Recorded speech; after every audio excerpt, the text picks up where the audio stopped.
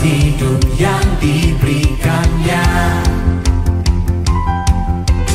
Dengan pasti, dengan iman, nyatakan kekuatannya, kedahsyatannya di hidupku. Beribadah, berkatakan berkat atas hidupku, atas hidup yang diberikannya. Dengan pasti, dengan iman, nyatakan kekuatannya, kedahsyatannya di hidupku. Kedahsyatannya di hidupku. Dengan iman katakan, imanku berkata, Tuhanku hebat. Yesusku berkata, ku kuat melangkah bersamanya. Ku memuji, ku bersorak, ku mengangkat tinggi panjinya, panji kemenangannya, ku bernyanyi.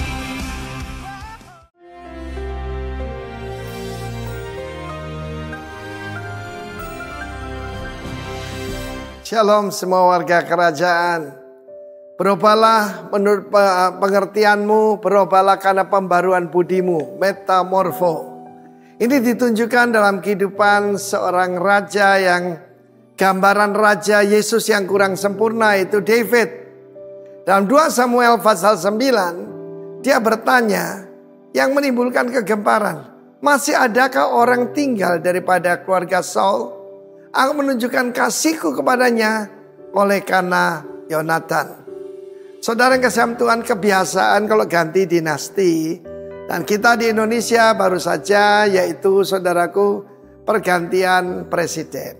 Tentu saja ada yang diterima, ada yang tidak dipakai. Itu selalu terjadi. Tetapi di dalam pergantian dinasti kerajaan, yang umum adalah keturunan raja harus dihabiskan sama sekali. Dan kita tahu bagaimana Laksamana Cheng Ho atau Cheng He itu bukan menyebarkan yaitu siar agama atau muhibah bisnis. Menurut keterangan kalau saya pergi ke China diberitahu sebetulnya dia mencari seorang anak raja dari keturunan raja yang dulu yang melarikan diri kemungkinan ke Kamboja atau ke Indonesia. Jadi dia kejar sampai di sini. Tetapi saudaraku, this is a new paradigm. Aku tidak menunjukkan hesed, kasih setia karena perjanjian. Karena David punya perjanjian darah dengan Jonathan. Dan kita tahu bagaimana semua keturunan daripada Saul itu habis, saudara. Terakhir kan Isboset. Masih ada karena Siba, seorang hamba daripada Mephiboset, hamba daripada Jonathan. Itu ada Mephiboset. Mephiboset itu menolak kehinaan. Kita harus punya pengharapan bahwa karena ada Roh Kudus kita bisa menolak kehinaan. Dan dia dalam keadaan lumpuh kakinya karena pada waktu melarikan diri dia terjatuh tertimpa oleh inang pengasuhnya dan kedua kakinya lumpuh. Kita tuh seperti Mephiboset yang tidak bisa menolong diri sendiri, bahkan tidak bisa melarikan diri. Tapi kita punya David di sorga, yaitu Tuhan Yesus. Nah, firman Allah mengatakan, aku menunjukkan kepadanya kasihku. Pada waktu dia bertanya, adakah di sini masih ada anak keturunan Saul? Saya percaya pada saat itu semua jenderal dan pasukan pengaman pengawal daripada raja, mereka sudah nyandang pedangnya. Karena tujuannya biasanya raja yang lain itu membunuh sisa-sisanya. Tapi David menunjukkan ini yang namanya grace. Ini yang namanya anugerah. Hesed itu kasih karena perjanjian. Dan karena itulah kita melihat contoh yang jelas bagaimana bangsa Israel yang tercerai-berai. Itu bisa kembali ke negerinya. Karena janji Tuhan dalam Yeremia pasal 29. Aku tahu rencanaku mengenai kamu, rencana damai sejahtera. Karena itu mari kita tidak lagi berpikir agama. Kita tidak berpikir yaitu penghakiman salah benar, tetapi terimalah kasih karunia Tuhan, terimalah anugerah Tuhan. This is the power of the covenant. Dan perjanjian kita lebih kuat karena darah Yesus, Sang Putra itu. Karena itu ketahuilah, kita Mephiboset itu yang akan dibawa, yaitu diangkat anak oleh Raja Daud, dalam hal ini King David. Tetapi kalau King David tidak bisa menyembuhkan kaki yang lumpuh itu, Raja Yesus mengangkat segala kelumpuhan dan kelemahan kita. Terimalah berkat hesed dari Tuhan Yesus. Haleluya, warga kerajaan. Amin. Shalom, selamat pagi. Puji Tuhan, kita bersyukur buat pagi hari ini. Mari kita semua datang di hadapan Tuhan dengan kerinduan dan kehausan akan hadirat-Nya. Amin. Mari kita berdoa, kita serahkan ibadah kita pagi hari ini. Hidup kami ada di dalam tangan-Mu Tuhan. Kami mau tetap ada sebagaimana kami ada, karena Tuhan punya rencana yang besar atas setiap kehidupan kami. Bukan hanya dalam keadaan yang baik kami mau menerima, namun hal yang tidak baik pun kami mau menerimanya sebagai bagian proses Tuhan dalam hidup kami. Dalam nama Yesus kami berdoa. Haleluya. Amin.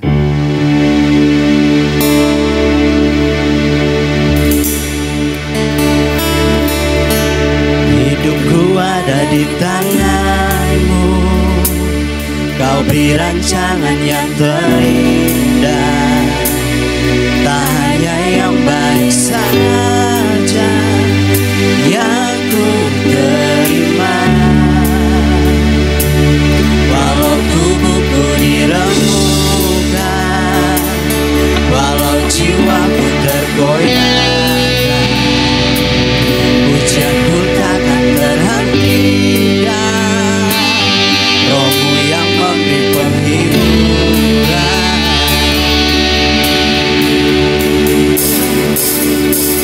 Akan ku bersatu, tunjukkan kasih setiamu. Ku bertahan, Kau buatku teguhkan imanku.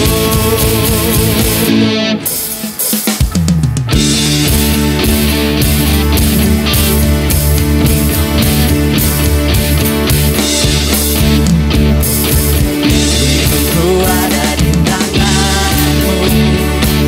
Kau beri rancangan yang terindah. Tak hanya yang baik saja yang ku terima. Haleluya. Walau tubuhku diremukkan, walau jiwaku tergoyahkan, pujianku takkan berhenti. Haleluya. Roh-Mu yang memberi penghiburan. Akan ku bersatu, tunjukkan kasih setiamu. Ku bertahan, Dialah kuat kita, teguhkan imanku. Ku mau tetap bersyukur, senantiasa bersyukur. Segala yang ku alami, biar kehendak-Mu terjadi. Ku mau tetap bersyukur, senantiasa bersyukur. Hatiku kan bersuka, sebab hari ini hari yang terbaik. Mari kita nyatakan iman kita. Kita mau memikul salibnya.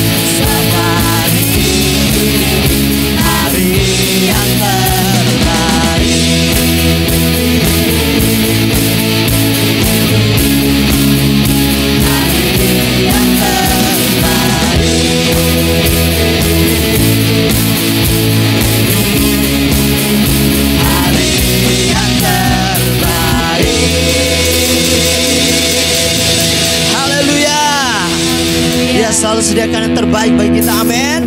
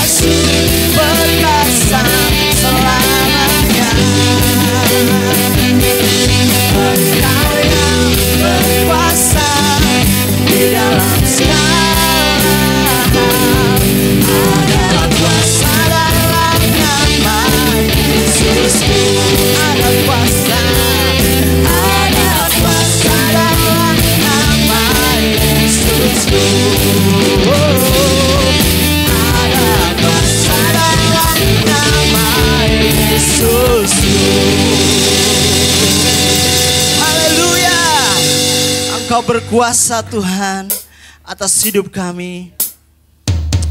Berdaulat atas hidup kami Tuhan untuk selama-lamanya. Pimpin kami Tuhan.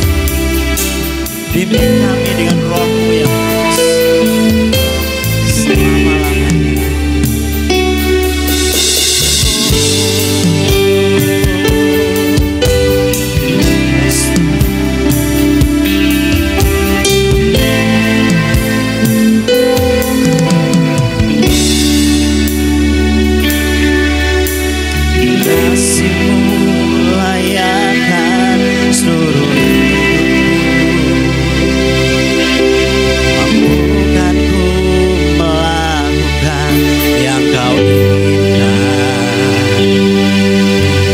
Bisa terlepas, kau menggenggam tanganku, ingin lebih mengenal pribadimu.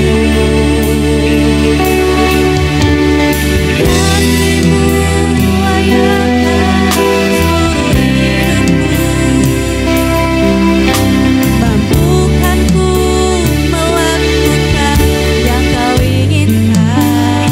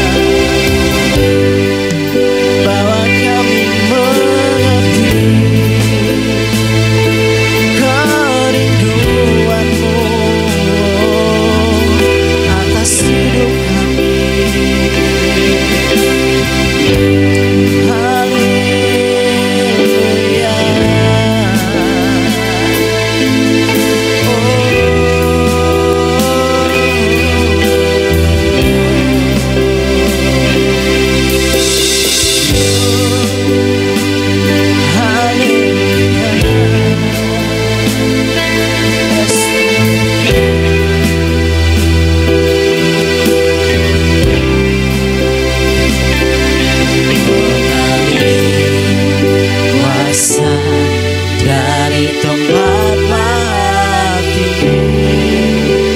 Bapa kekal mulia, Kau hadir di sini, memulihkan hati, menyembuhkan yang terluka. Bukan tanda bersamamu, Bapa, mengalir kuasa dari tempat mati. Bapa kekal mulia, Kau hadir di sini, memulihkan hati, menyembuhkan yang terluka. Bukan tanda bersamamu, Bapa, mengalir kuasa dari tempat mati. Bapa kekal mulia, Kau hadir di sini, memulihkan hati, menyembuhkan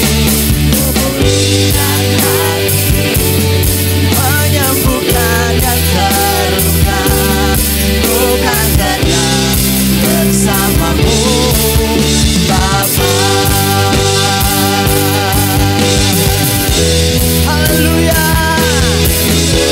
Mengalir kuasa dari tempat mati.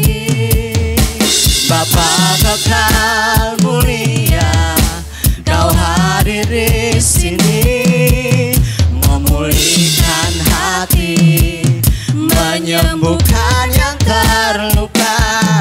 Bukan tanda bersamamu, Bapa, mengalir kuasa dari tempat mati.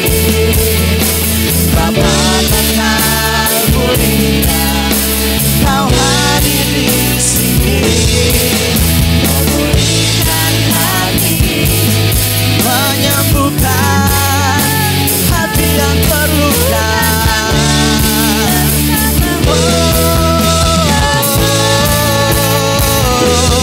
Mengalir kuasa dari tempat mati. Bapa kekal mulia, Kau hadir di sini, memulihkan hati, menyembuhkan yang terluka. Bukan tanda bersamamu, Bapa, bukan tanda bersamamu, Bapa, bukan tanda bersamamu, Bapa.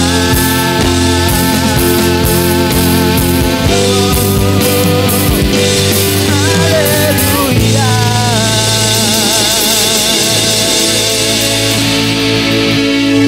Terima kasih Tuhan buat anugerah terbesar yang Kau berikan dalam hidup kami, yaitu hidup kami ini Tuhan. Karena kami percaya dalam hidup kami Tuhan, kehendak Tuhan yang sudah Tuhan taruh, yaitu Roh Kudus, memampukan kami untuk melakukan hal-hal yang menjadi bagian kami Tuhan. Dan hari ini Tuhan, kami mau belajar bagaimana paradigma kami diubahkan. Pola pikir kami diubahkan, cara hidup kami diubahkan.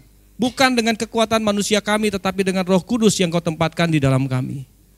Sebab hanya itu Tuhan yang memampukan kami untuk menjadi berkat, untuk menjadi disukai banyak orang, dan untuk membawa orang-orang kepada Tuhan. Kami siapkan hati kami Tuhan untuk mendengarkan firman Tuhan. Sehingga kami memperoleh paradigma yang baru, paradigma yang dipulihkan. Di dalam nama Tuhan Yesus, kami berdoa dan ucap syukur. Amin.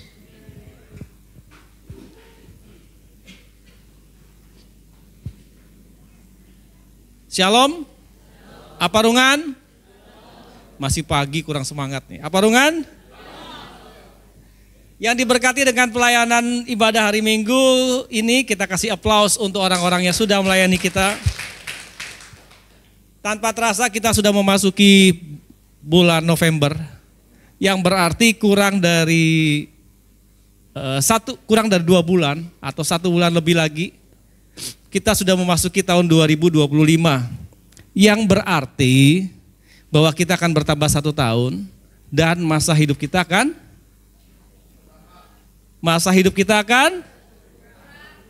berkurang dong Pak.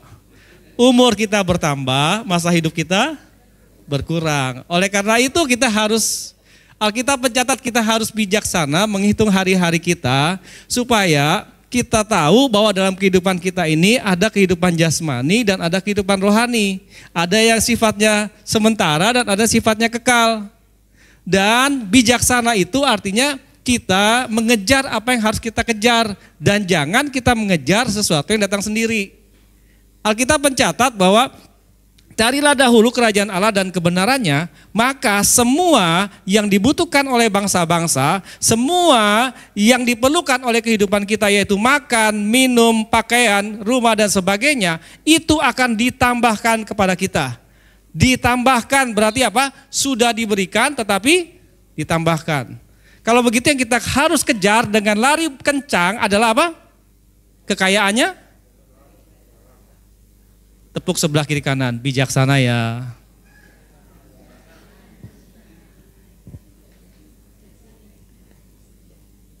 Nah, hidup itu kita harus up to date.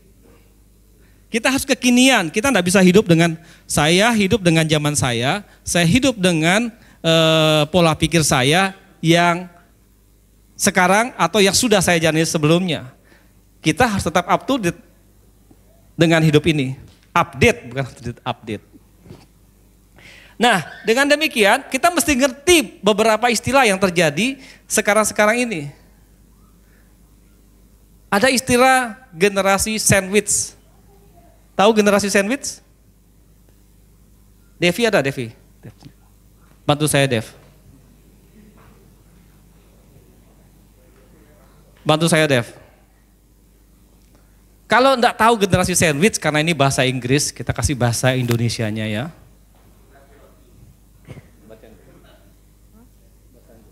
Mana? Generasi? Bread jam bread. Mantap ya, mau diulangi? Bed jam bread. Bed, oke, makasih. Generasi sandwich itu adalah generasi yang tinggal ada orang tua di atasnya, kita, dan kemudian generasi di bawah kita. Jadi kita ada di tengah-tengah. Bread, jam bread itu artinya gini, bread, roti, jam, selai, dan yang terakhir roti. Jadi tengah-tengahnya, itu bread, jam bread. Bahasa Indonesianya seperti itu. Nah, ada istilah lagi yang mengatakan bahwa generasi strawberry. Pernah dengar enggak generasi strawberry? Generasi buah katanya. Katanya asisten 1, ini asisten 1 dan asisten 2 bergabung nih bahaya nih. Generasi strawberry adalah generasi buah strawberry kata asisten 1.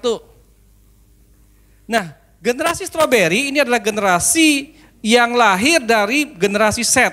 Generasi Set adalah generasi yang lahir di tahun 1997 sampai 2012 atau generasi yang sekarang berumur 12 sampai 27 tahun. Yang berada di generasi Set angkat tangan? Generasi Set angkat tangan.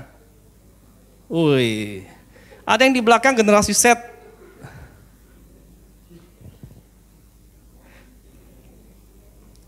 Nah ini.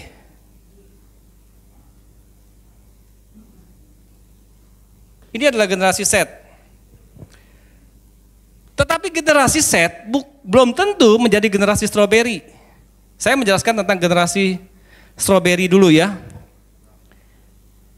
Atau generasi Set dulu. Generasi Set adalah generasi yang hidup di era digital. Generasi Set itu memiliki semua akses. Dia memiliki akses yang begitu luas dengan smartphone yang ada di tangannya. Mereka mau makan, tidak perlu keluar kamar, mereka pesan makanan dari kamar.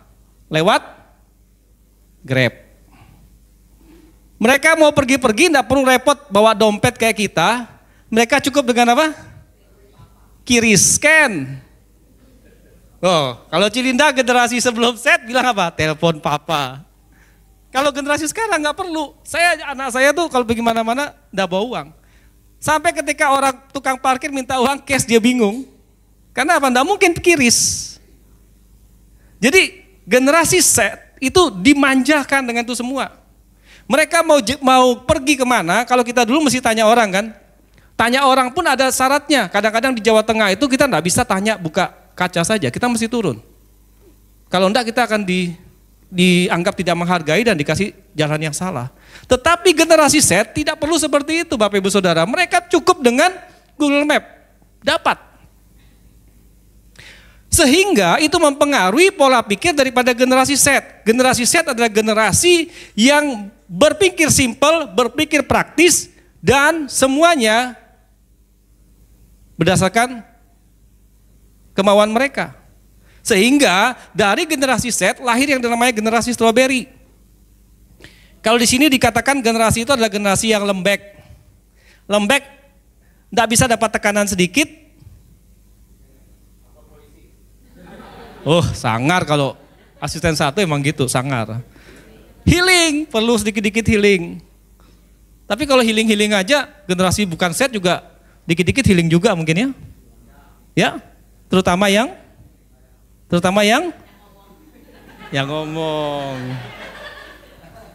Biasanya ibu-ibu ya suka healing sedikit ya. Terus kemudian yang egois. Generasi strawberry adalah generasi egois yang cuma mementingkan keinginannya diri sendiri. Bekerja dengan cara mereka. Generasi yang ngawang, kebanyakan main HP, banyak mimpi, minim aksi. Mau lakukan ini, mau lakukan itu, tapi hanya di awang-awang. Halusinasi, malas plus manja, tidak mau kerja keras, cepat menyerah, boros, gampang buang uang karena nggak ngerasain hidup susah. Yang penting, Cilinda bilang tadi, isikan, GoPay dan sebagainya. Mereka adalah orang yang keras kepala, ngeyel, nggak suka nurut, susah dibilangin. Benar nggak ini terjadi? Ini yang semangat orang-orang tuanya ya. Yang orang-orang tuanya ya. Nah ini semua itu terjadi karena situasi yang menyebabkan mereka memiliki paradigma di dalam kehidupan mereka. Sehingga mereka terjadi seperti ini. Bukan serta-merta seperti itu.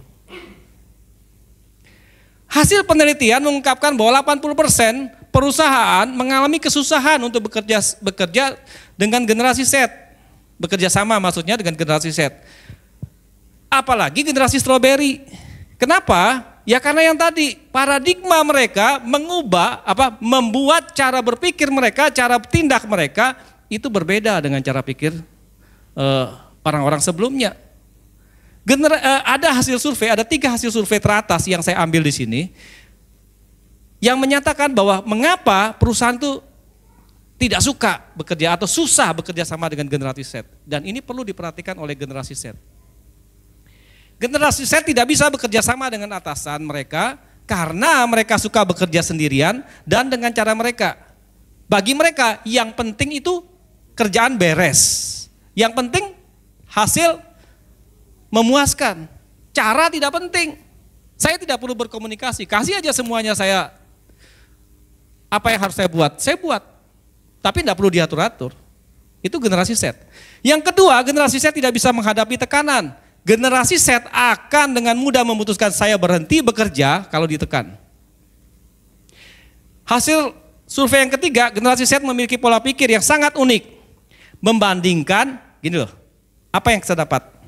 Kalau saya bekerja di sini, saya dapat apa? Gaji saya berapa? Saya akan bekerja sesuai dengan itu. Karena apa?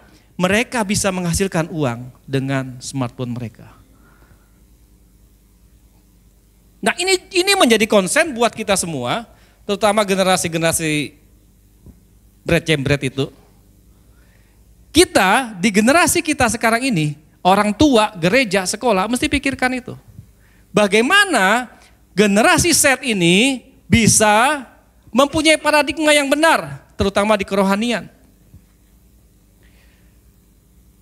Alkitab mencatat untuk hidup dalam mengenal Tuhan selalu menghadapi yang namanya proses. Proses menghasilkan penderitaan. Penderitaan menghasilkan kesengsaraan. Tetapi kesengsaraan akan menghasilkan apa? Ketekunan. Ketekunan akan menghasilkan tahan uji. Tahan uji menghasilkan pengharapan.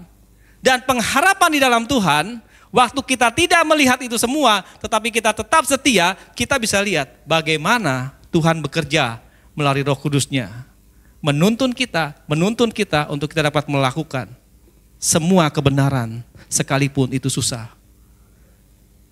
Dan ini, kalau kita paradigma generasi Z tidak berubah, bisa enggak mereka ngalamin ini? Mungkin dalam persekutuan juga mereka berkata seperti itu. Saya dapat apa di sini? Itu akan terjadi dan akan sangat menyusahkan.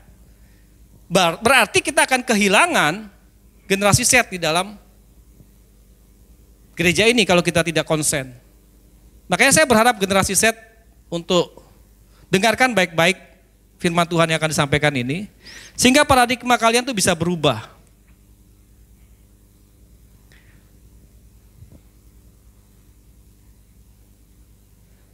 Tema kita di bulan November ini adalah Transforming People Paradigm. Mentransformasi paradigma orang. Apa itu paradigma? Paradigma adalah suatu keyakinan atau kepercayaan atau cara pandang yang mendasari seseorang dalam berpikir dan melakukan segala tindakan. Kalau kita bicara tadi generasi Z, mereka dengan apa? Keyakinan dan kepercayaan mereka itu menjadikan tindakan mereka. Paradigma merupakan landasan seseorang dalam melakukan tindakan. Paradigma sangat mempengaruhi cara berpikir orang. Dan paradigma itu terbentuk dalam proses yang sangat panjang, sehingga untuk mengubahnya itu tidak mudah. Nah, kita akan belajar di sini bagaimana cara mentransformasi paradigma bersama dengan Roh Kudus.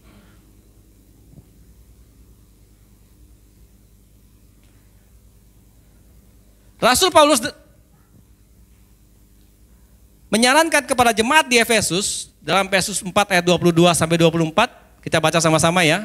1, 2, 3, yaitu bahwa kamu terhubung dengan kehidupan kamu yang dahulu harus menanggalkan manusia lama yang menemui kebinasaannya oleh nafsunya yang menyesatkan, supaya kamu diperbaharui di dalam roh dan pikiranmu dan mengenakan manusia baru yang telah diciptakan menurut kehendak Allah di dalam kebenaran dan kekudusan yang sesungguhnya. Paulus mengingatkan jemaat di Efesus dan kita semua saat ini adalah supaya kita diperbaharui di dalam roh dan pikiran. Penting roh kita diperbaharui. Supaya roh kita dapat menangkap atau terhubung dengan roh Tuhan, Roh Kudus yang diberikan dalam hidup kita. Sehingga kemudian itu mengubah pikiran kita. Alkitab mencatat bahwa jagalah hatimu dengan segala, karena di situ terpancar kehidupan. Kehidupan kita ada dalam hati kita. Siapa yang kita tahu dalam hati kita? Itu akan menentukan apa yang keluar dalam kehidupan kita. Tapi Pak, kita kan punya kehidupan lama. Ya, kita punya kehidupan lama.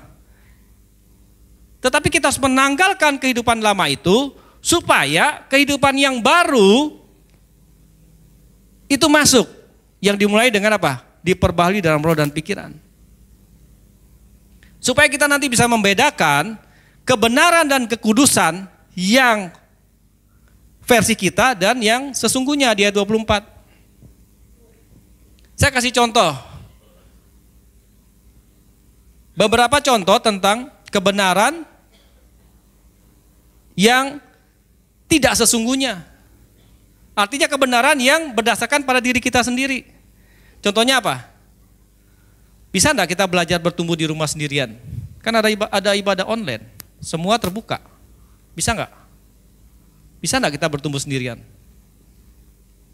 Halo? Bisa enggak? Bisa dan tidak. Kita tangkap dua-dua, oke, bisa dan tidak. Tetapi, dapatkah kita belajar sesuatu, kita mengubah hidup kita tanpa ada orang lain? Belajar bisa, mempraktekannya bisa nggak? Belum tentu bisa berarti ya. Yang kedua, kompak dalam kakak. Kita ada dalam komunitas. Tapi kita jadikan kakak kita ini yang paling eksklusif. Paling benar, paling keren, paling kompak, dan paling-paling yang lain.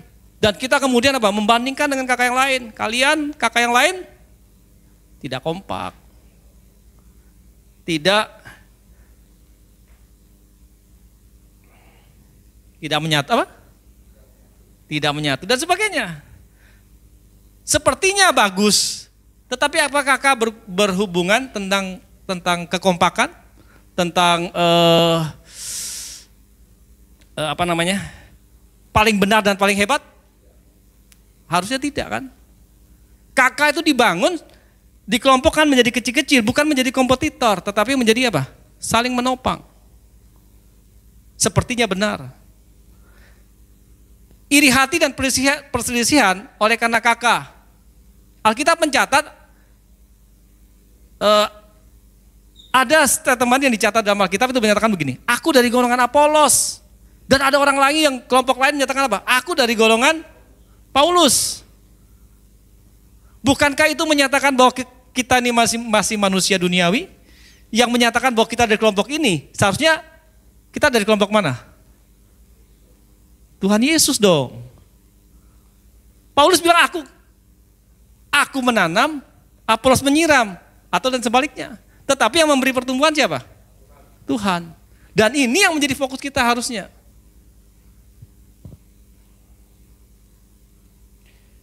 Nah sekarang mari kita belajar sama-sama dari jemaat mula-mula bagaimana mereka mentransformasi paradigma mereka untuk bisa melakukan bekerja sama dengan Roh Kudus sehingga kehidupan mereka berubah. Jadi orang yang ketakutan, jadi orang yang membenci orang Kristen, jadi orang yang tidak mengenal Tuhan dapat melakukan apa yang Tuhan lakukan. Ini menjadi ayat tema kita juga, Kisah Para Rasul 2 ayat 41 dan 42. Tetapi saya menceritakan kronologi kejadiannya daripada Kisah Para Rasul ini.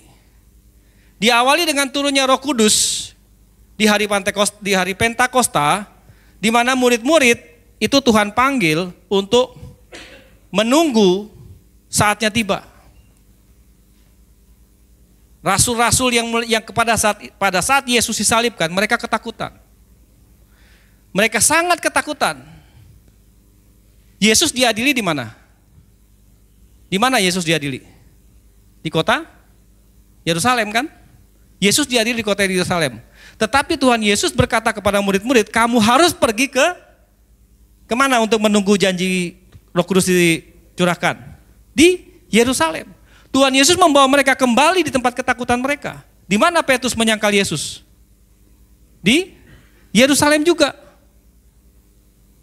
Tuhan Yesus membawa mereka untuk apa? Kembali ke Yerusalem. Nah, ini yang kemudian apa yang mereka yang setia kepada perintah Tuhan untuk menunggu, pergi ke Yerusalem dan menunggu. Mereka menerima Roh Kudus. Kemudian Petrus mulai berkhotbah. Saya bacakan tentang apa yang Petrus khotbahkan, tapi saya ringkas. Petrus berkhotbah menceritakan tentang kejadian Pentakosta dan Roh Kudus adalah untuk orang yang bertobat atau percaya kepada Tuhan Yesus.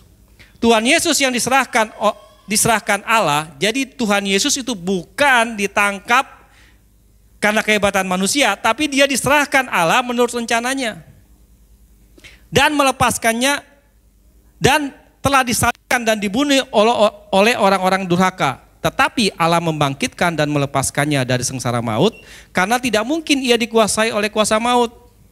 Dan sesudah ia ditinggikan oleh Allah dan menerima Roh Kudus yang dijanjikan itu, maka dicurahkannya Roh Kudus seperti yang kamu lihat dan kamu saksikan saat ini. Di ujung dari khotbahnya, Petrus berkata, bertobatlah dan hendaklah kamu masing-masing menyerahkan dirimu untuk dibaptis dalam nama Tuhan Yesus untuk pengampunan dosamu, maka kamu akan menerima karunia Roh. Sebab bagi kamulah janji itu, dan bagi anak-anakmu, dan bagi orang yang masih jauh, sebanyak orang yang dipanggil Tuhan. Janji Roh Kudus ini bagi murid-murid, bagi siapa? Anak-anak dan orang yang masih jauh yang akan dipanggil Tuhan. Dan ini harus terus berlangsung. Sehingga dari Yesus turun kepada murid-murid. Dari murid-murid turun kepada jemaat mula-mula. Dan itu yang harus terjadi. Keteladanan itu turun. Bukan tiba-tiba.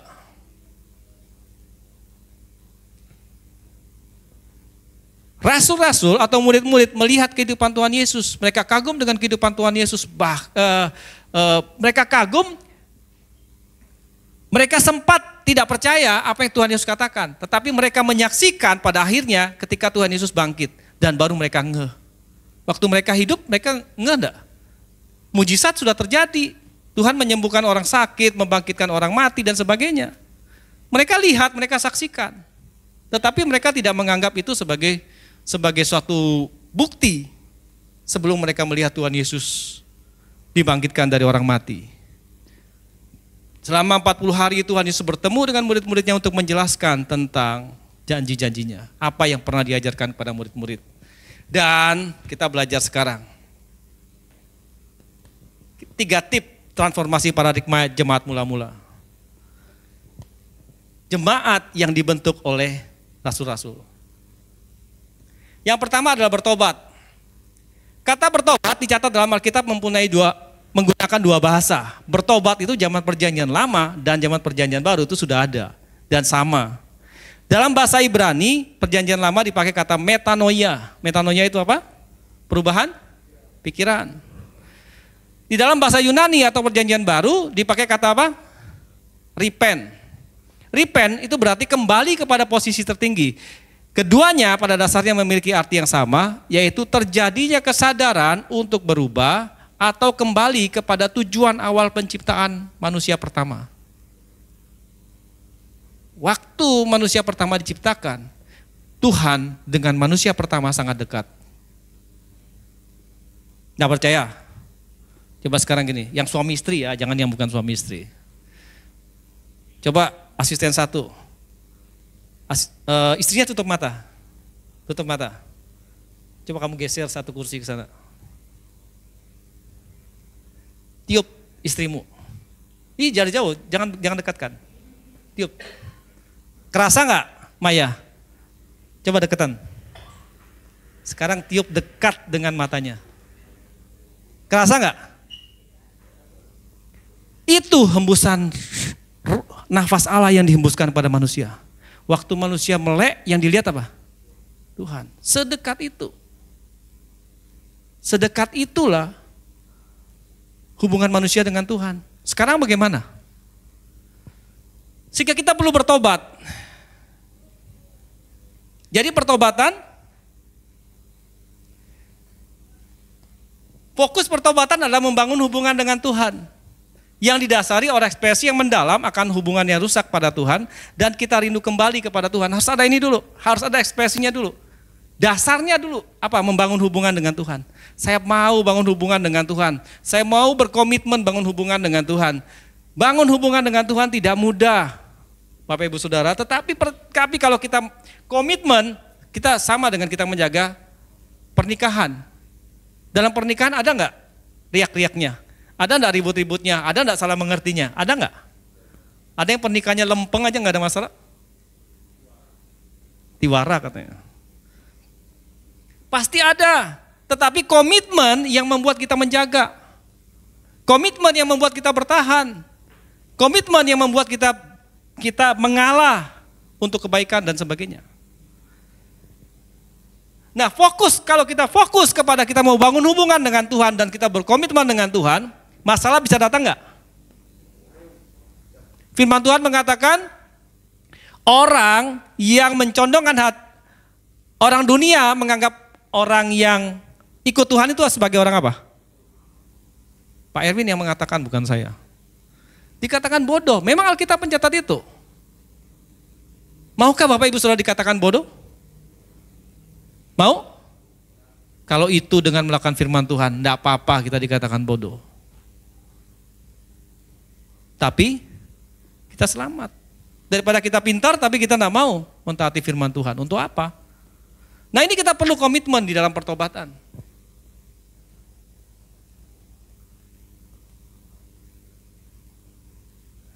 Jemaat mula-mula melihat kehidupan para rasul. Dia lihat dulu kehidupan para rasul. Apa yang rasul buat. Mereka, orang-orang itu, karena ini berada di Yerusalem, mereka tahu enggak Petrus? Tahu enggak? Kira-kira mereka tahu kan? Pada yang tanya pada Petrus, kamu kan bagian daripada mereka. Itu siapa? Orang Yerusalem pada saat itu kan? Anggaplah bahwa di antara mereka itu adalah ada orang-orang yang menjadi jemaat mula-mula pada saat itu. Mereka melihat Petrus berani ngaku enggak kalau ini dia kenal Yesus? Dia menyangkal 3 kali kan? Artinya apa? Petrus ketakutan. Orang Yerusalem juga tahu ketika Yesus disalibkan, murid-murid kemana? Melanjutkan pelayanannya? Mereka pergi kembali ke Galilea. Mereka kembali kepada nelayan mereka. Dan sekarang jemaat mula-mula melihat si Petrus yang lari dari pelayanannya, yang lari dari Yerusalem ketika gurunya disalibkan dan mati, sekarang kembali dengan tiba-tiba, dengan berani dia berkhotbah di depan umum dan mengatakan ini. Kira-kira takjub enggak mereka? Kaget enggak? Mereka melihat perubahan ini. Tidak mungkin manusia dapat berani seperti ini. Itulah kesempatan Petrus kemudian mengatakan bahwa Roh Kuduslah yang memampukan dia untuk melakukan semua ini. Keberanian itu bukan berasal dari manusianya, tetapi karena Roh Kudus. Dan ini ketika diceritakan, maka mereka bertobat. Bahwa kalau mereka dengan kekuatan mereka, tentu mereka tidak mungkin dapat melakukan seperti yang Petrus lakukan. Atau seperti rasul-rasul lakukan.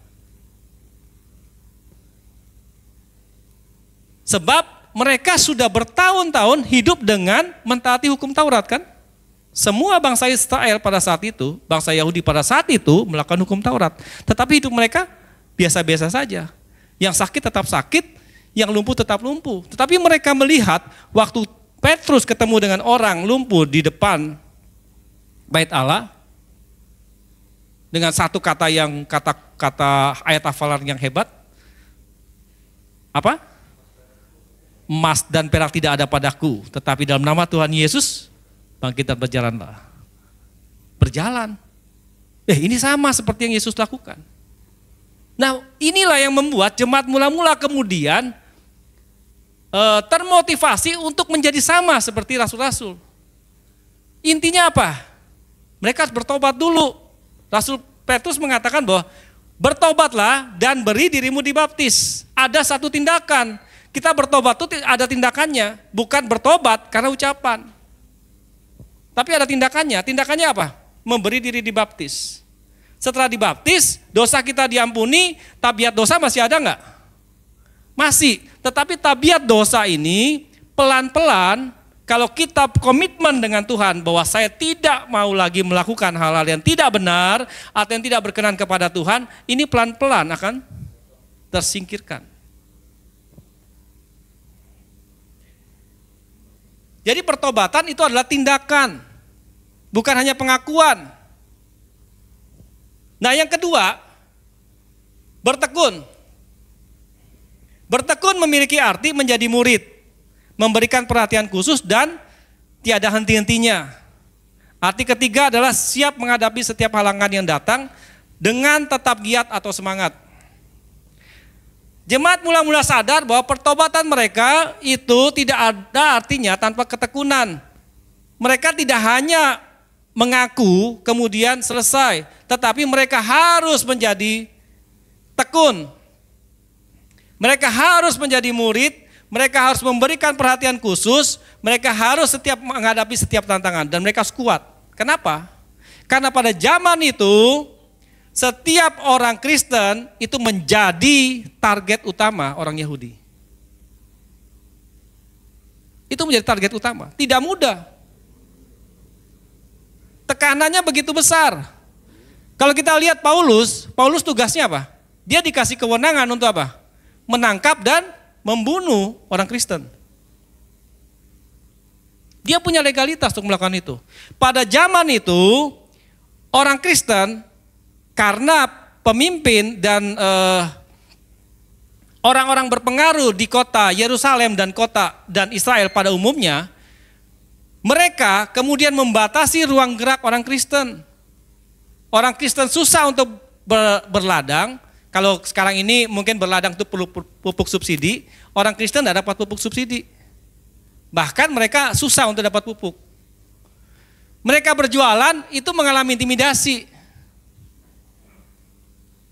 Oh, mungkin perlu stiker ini. Kalau bagi mereka stikernya tidak ada. Yang lain punya stiker kan gitu. Nah itu hal-hal yang terjadi pada zaman itu. Tetapi murid-murid tetap harus bertekun. Mereka harus membangun semangat mereka. Mereka harus memotivasi diri mereka bahwa mereka harus mendapat sesuatu untuk merubah hidup mereka.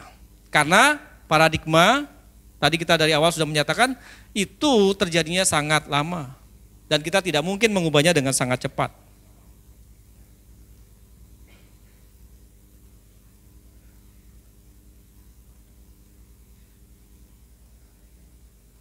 Kemudian pengajaran, karena bertekun dalam pengajaran. Jemaat mula-mula itu bertekun dalam pengajaran oleh karena dua hal. Yang pertama, pengajaran menjadikan kita memiliki dasar untuk menawan pikiran manusia kita. Tadi kan dikatakan bahwa kehidupan lama kita ada kan, dan kita tidak mungkin menyangkali itu. Berarti kalau ada kehidupan lama kita, ada pikiran lama kita. 2 Korintus 10 ayat 5 mengatakan kami mematahkan setiap siasat orang dan merubuhkan setiap kubu yang dibangun oleh keangkuhan manusia untuk menentang pengenalan akan Allah. Kami menawan segala pikiran dan menaklukkannya kepada Kristus. Mudah enggak menaklukkan pikiran manusia kita kepada Kristus? Mudah enggak? Karena itu kita perlu bertekun. Enggak mudah. Contohnya apa? Hemat pangkal. Alkitab bilang apa sih tentang uang? Banyak memberi, banyak. Ada orang yang membagi-bagikan, menghambur-hamburkan hartanya, tapi tidak kekurangan. Membagi-bagikan, tetapi tidak kekurangan. Tetapi ada orang yang mengumpulkan dengan jerih payah, tetapi tidak jadi kaya. Sama atau terbalik? Mirip-mirip.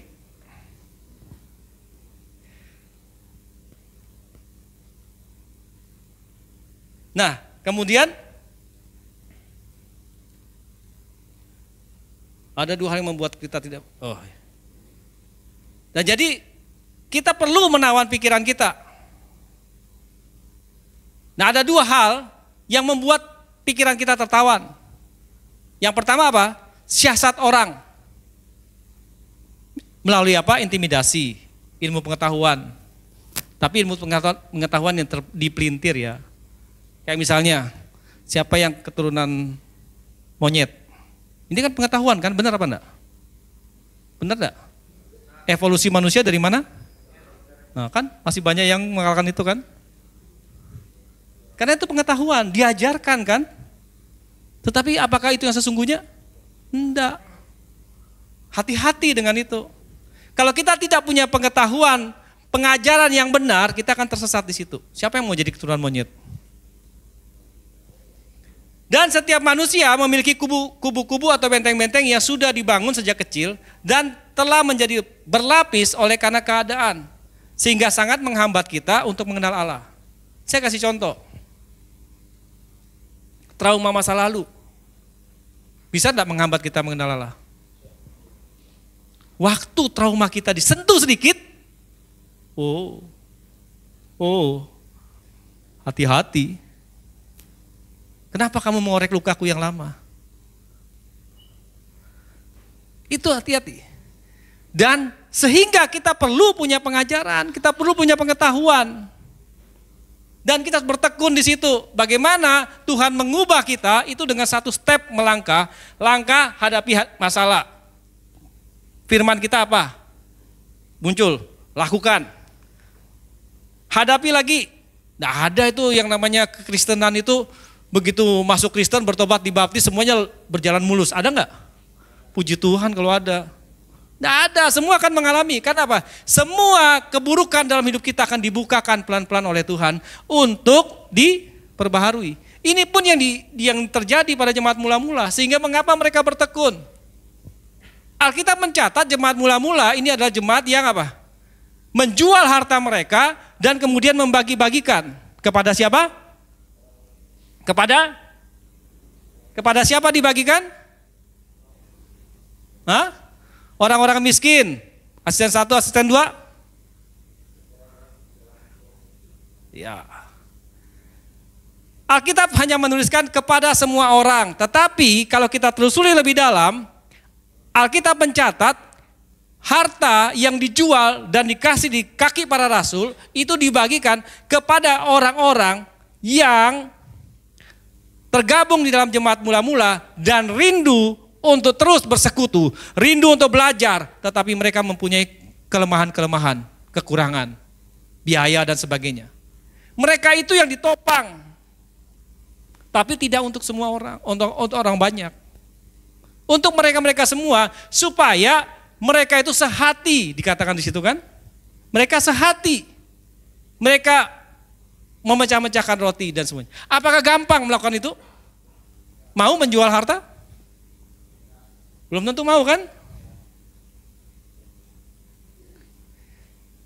Nah ini kubu-kubu benteng-benteng yang kita kalahkan dalam hidup kita. Karena kita perlu yang namanya pengetahuan. Supaya tidak tegang tepuk sebelahnya. Belajar ya, belajar. Yang kedua, memperlengkapi manusia kepunyaan Allah untuk mengerti kehendak Allah. Seringkali kita terjebak untuk hidup ini cukup berbuat baik saja. Asal kita berbuat baik, kita tidak punya musuh. Asal kita berbuat baik, kita pasti disenangi orang.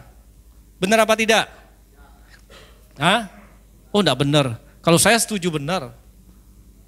Benar. Tetapi belum tentu sesuai dengan kehendak Allah.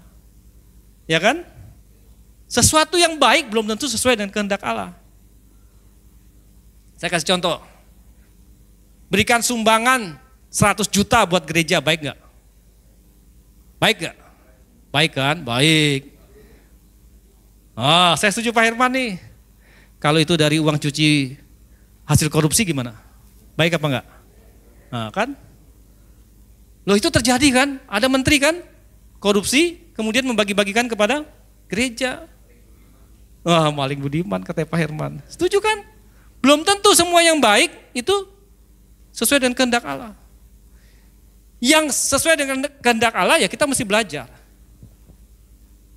Makanya tepuk sebelahnya nih. Ayo kakak, ayo belajar dalam kakak, ayo. Ayo ke gereja. Nah, di atas semuanya itu bukan pengajaran. Ada yang lebih atas daripada pengajaran yaitu apa? Apa? Ada yang tahu nggak? Yang perlu di atas pengajaran itu apa? Roh Kudus. Kita belajar, ahli Taurat belajar nggak? Ahli Taurat belajar tentang Tuhan. Mereka meneliti, orang Farisi meneliti tentang Tuhan. Tapi mereka kenal Tuhan enggak?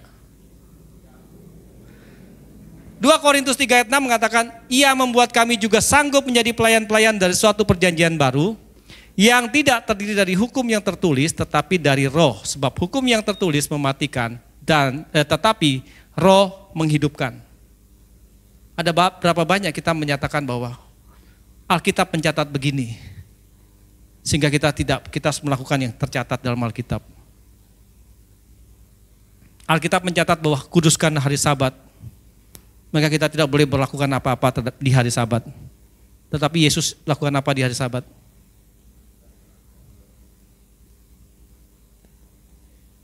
Hukum tertulis menyesatkan.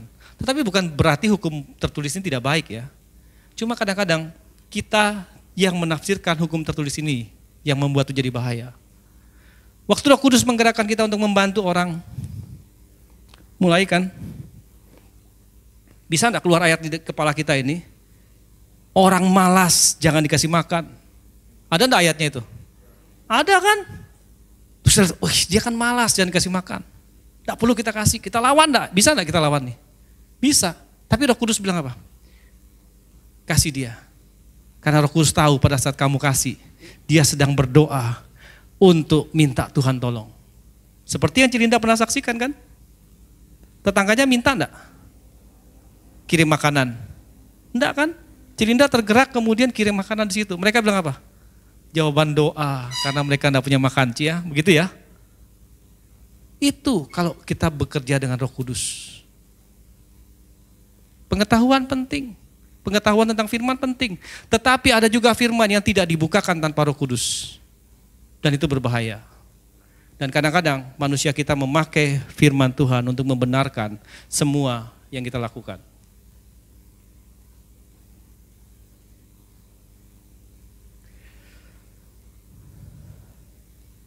Dan yang ketiga, persekutuan. Persekutuan adalah rumah rohani bagi orang percaya. Sebagai apa? Wadah untuk tumbuh bersama, saling menguatkan dan memenangkan jiwa. Tumbuh bersama. Saya jelaskan dulu. Rumah rohani. Rumah rohani artinya berbeda dengan rumah sakit. Kan sekarang gini, kita datang ke gereja, kita masuk dalam persekutuan, kita pengen sembuh kan? Kita pengen sehat rohaninya kan? Kita pengen bertumbuh kan? Benar? Tadi dimulai dengan pertobatan yang adalah kesadaran mendalam. Ya, kita punya kesadaran mendalam nih sekarang bahwa kita ini pengen bangun hubungan. Berarti sebelumnya ada hubungannya? Enggak ada kan? Berarti tanpa hubungan kita melakukan sesuatu yang sepertinya baik tetapi belum tentu berkenan. Kita mulai masuk nih, kita anggaplah tanda kutip kita adalah orang sakit. Ya, yang pengen sembuh, tetapi rumah rohani itu bukan rumah sakit. Kenapa bukan rumah sakit? Karena kalau kamu sudah sembuh, apa kamu masih bisa nginap di rumah sakit? Disuruh? Suruh pulang. Tetapi kalau rumah, kita buat kesalahan, kita bisa balik nggak? Bisa. Makanya dikatakan persekutuan itu sebagai rumah rohani. Apapun yang kita buat, ketika kita bertobat, kita mulai merasa bahwa apa? Kita pengen balik aja, rumah rohani akan terima kamu. Rumah rohani akan berusaha mendidik kamu dengan kasih. Tapi ingat ya, jangan pernah berharap kasih itu membelai dengan lembut. Kasih itu menuntun kamu, kasih itu memberi bantuan, memenuhi semua keinginanmu, kebutuhanmu. Kasih juga berarti didikan. Kasih juga berarti teguran. Kasih juga berarti hukuman. Jangan hilangkan itu semua.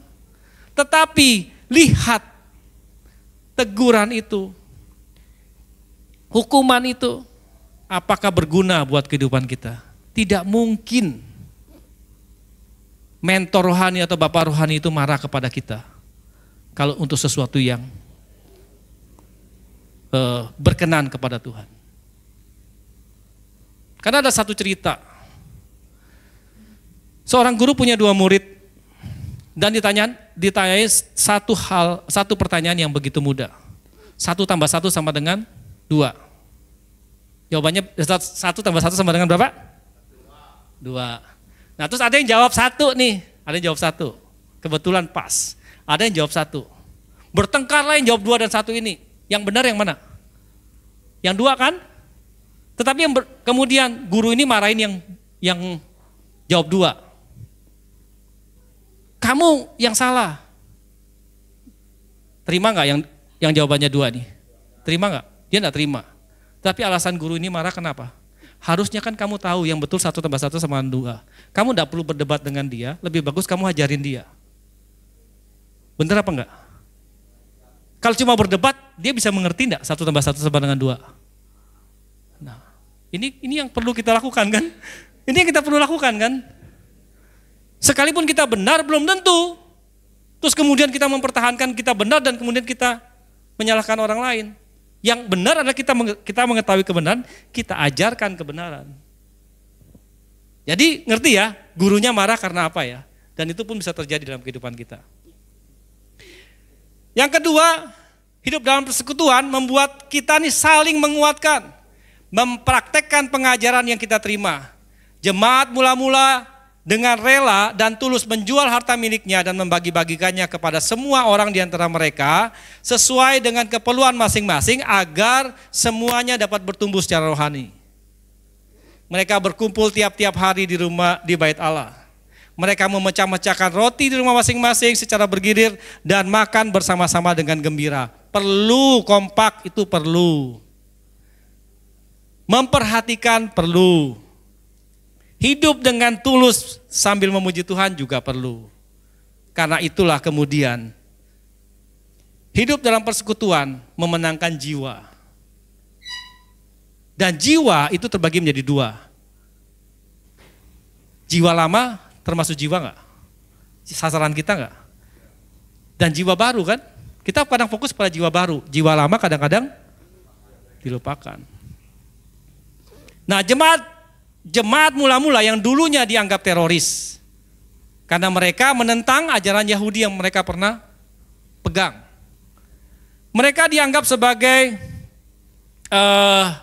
orang yang murtad. Tetapi apa yang dilakukan oleh jemaat mula-mula?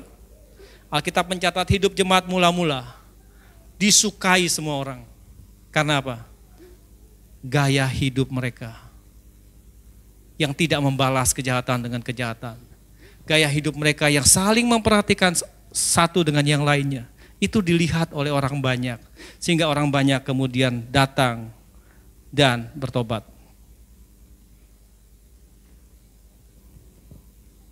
Sharing firman Tuhan minggu ini saya tutup dengan satu pertanyaan, apakah Bapak Ibu Saudara rindu untuk hidup selalu memuji Tuhan? Disukai banyak orang, menjadi berkat bagi banyak orang, dan membawa banyak orang kepada Tuhan Yesus? Jika kita punya kerinduan itu, lakukan 3 tips ini. Dimulai dari hidup kita. Yang pertama, bertobat. Yang berarti kita bangun kesadaran kita bahwa kita mau berubah. Kita mau untuk masuk dalam kehendak Tuhan dan mengerti yang menjadi kehendak Tuhan dalam hidup kita. Kemudian kita bertekun dalam pengajaran. Bertekun artinya kita menjadi murid, memberikan perhatian khusus dan tidak henti-hentinya. Dan yang terakhir adalah hidup dalam persekutuan. Sehingga hidup kita menjadi berkat. Kita disukai banyak orang. Bukan karena perkataan kita, tapi karena tindakan kita. Mari kita tundukkan kepala.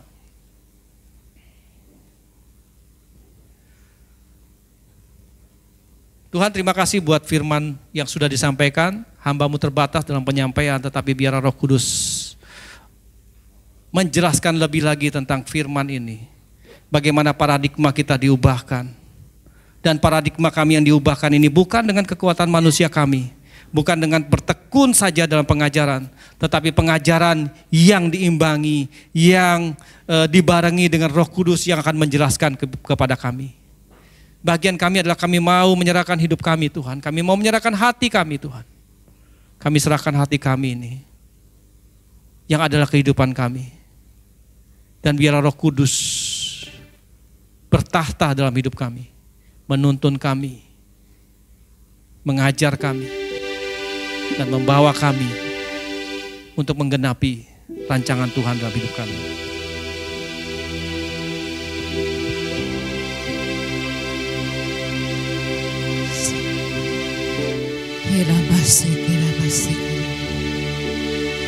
Haleluya. Haleluya. Terima kasih Tuhan. Terima kasih dengan kebenaran firman-Mu Tuhan. Biarlah Tuhan, kami terus memperbarui pikiran kami. Menjadi seperti pikiran apa yang dipikirkan oleh Kristus. Biarlah kami penuhi dengan pikiran kami dengan pikiran Kristus. sehingga membuahkan perbuatan-perbuatan yang dari Engkau Tuhan. Terima kasih Tuhan, kami bersyukur. Biar kuasa-Mu bekerja dalam hidup kami semuanya yang mendengar dan mau melakukannya Tuhan. Saat ini kami dilayakan untuk berdoa bagi bangsa dan negara kami Tuhan. Tuhan, kami bawa Indonesia ke dalam tangan-Mu. Kau lawat Tuhan Indonesia.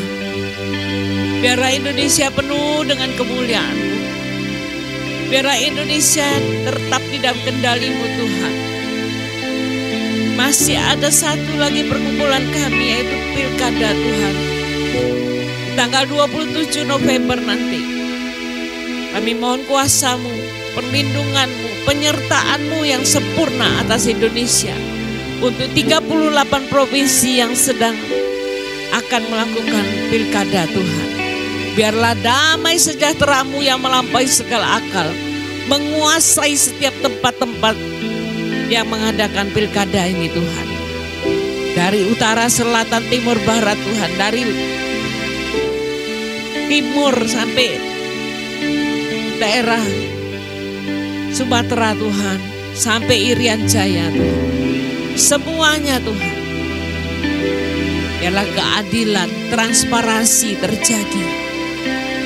Kuasa-Mu bekerja Tuhan. Terima kasih Tuhan, kami serahkan semua ke dalam tangan-Mu. Demikian juga dengan apa yang menjadi keputusan dari Bapak Presiden kami. Biarlah kebijakannya selalu selaras dengan ajaran-Mu Tuhan. Kuasa-Mu bekerja Tuhan, kendalikan mereka semuanya.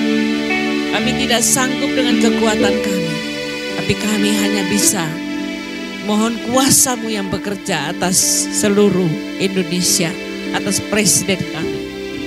Terima kasih Tuhan, kami juga bawa Sumbawa ke dalam tangan-Mu. Sumbawa penuh dengan kemuliaan-Mu Tuhan. Dan demikian juga dengan pilkada yang akan ada di NTB dan Sumbawa Tuhan khususnya.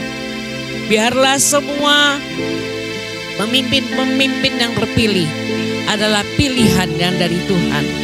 Yang akan diberikan kepada hikmat kepada semua rakyat yang ada di seluruh Indonesia. Untuk memilih benar-benar sesuai dengan kehendak-Mu.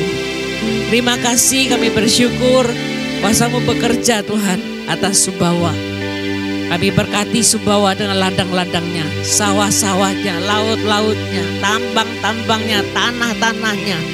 Semuanya diberkati. Kuasa Tuhan bekerja. Akan ada hujan yang akan memberikan Tuhan kehidupan bagi petani-petani Tuhan. Kami percaya tidak ada kuasa megatrust apapun yang menguasai seluruh Indonesia, termasuk Sumbawa. Kami bersyukur Tuhan, kuasa-Mu bekerja atas semuanya Tuhan. Biarlah Engkau Allah yang Maha Kuasa memberikan peringatan-peringatan dengan sedikit-sedikit saja yang sesuai dengan kehendak-Mu Tuhan. Tapi kami percaya itu membuat kami semakin punya roh takut akan Engkau. Terima kasih Tuhan. Saat ini kami akan memberikan persembahan. Kami beri persembahan dengan sukacita di hati karena kami mengasihi Engkau. Terima kasih, di dalam nama Yesus kami berdoa. Shalom warga kerajaan Allah, kembali lagi di Rock News minggu ini. Ibadah Raya Minggu 17 November 2024 akan dilaksanakan di Aula Quick Chicken Zubento. Ibadah akan dimulai jam 8 pagi. Kita akan diberkati melalui hambanya Bapak Oscar Slaikjara. Jangan lupa untuk ikuti Sumbawa berdoa setiap hari Rabu jam 6 sore di tempat Ibu Linda Jalan Kerangka Baja. Kami mengundang Bapak Ibu Saudara sekalian untuk ikut bergabung bersama ke dalam keluarga kerajaan Allah. Mengenai waktu dan tempat, silakan menghubungi GKK yang tertera. Bagi yang belum bergabung, mari ikut bergabung. Kita akan mendapat satuan hati, tumbuh bersama dan menenangkan jiwa. Doa puasa dilaksanakan setiap hari Sabtu jam 5:30 pagi di tempat Ibu Linda Jalan Kerangka Baja. Ibadah Rocky dilaksanakan setiap hari Minggu jam 11 WITA di Aula Tunas Daud. Bagi Bapak Ibu Saudara sekalian yang ingin memberikan persembahan melalui transfer, bisa langsung melakukan transfer ke nomor rekening berikut. Jangan lupa untuk like, comment, and subscribe YouTube channel kami, Rock Sumbawa. Dan ikuti kami di sosial media Facebook dan Instagram @Rock Sumbawa. Demikian Rock News untuk minggu ini. Selamat hari Minggu, Tuhan Yesus memberkati. Shalom Bapak Ibu Saudara-saudara yang dikasihi dalam nama Tuhan Yesus Kristus. Bagaimana kabarnya semua? Masih luar biasa? Tuhan Yesus memberkati. Ya, dengan berakhirnya kepanitiaan perayaan ulang tahun gereja kita, maka saat ini akan kami beri kesempatan buat Ketua Panitia, mantan sudah ya, Ketua Panitia untuk menyampaikan ucapan terima kasih. Ya, kami persilakan. Shalom. Saya mewakili teman-teman panitia mengucapkan terima kasih buat seluruh jemaat Tuhan yang sudah terlibat di dalam kegiatan anniversary kita, buat kekompakannya, buat persembahannya, doa, dana dan juga dayanya. Ya, itu terima kasih dari kami panitia, dan juga tidak lupa karena kan tidak ada gading yang tidak retak istilahnya ya. Tidak ada yang sempurna di dalam kegiatan ini. Ada kekurangan-kekurangan dan kami mohon maaf sekali lagi buat jemaat Tuhan yang mungkin tidak nyaman pada saat kegiatan itu. Tapi intinya kami selalu punya komitmen selalu melakukan yang terbaik untuk kegiatan ini. Dan kita kasih aplaus juga buat teman-teman panitia yang lain yang tidak bisa maju hari ini. Khususnya yang cari dana ya, khususnya pencari dana dan juga dekorasi. Pokoknya itu dari awal sampai selesai mereka berjerih lelah dengan kesibukan mereka bisa meluangkan waktu untuk menyelesaikan kegiatan ini sampai akhirnya kita dibubarkan kemarin hari Jumat malam. Ada pengumuman sedikit, ini yang dana yang kemarin Bapak Ibu, saudara-saudara semua tabur, pemasukannya semua 40.065.000, pengeluarannya 34.980.500, sisa kasnya 5.084.500. Jadi intinya setiap kita buat kegiatan itu tidak pernah minus. Ya, kita selalu surplus. Tepuk tangan buat Bapak Ibu Saudara semua yang luar biasa. Dan ini saja ucapan terima kasih saya. Tuhan Yesus memberkati. Tunggu sebentar. Iya. Jadi panitia ini kemudian tadi malam setelah diputuskan Jumat malam memutuskan bahwa kelebihan dana ini diberikan untuk memperbaharui alat musik kita yang nanti akan kita pertimbangkan yang mana untuk diganti. Jadi kita kasih aplaus untuk panitia. Terima kasih. Siap. Mari kita bangkit berdiri. Kita bersyukur buat ibadah kita pagi hari ini.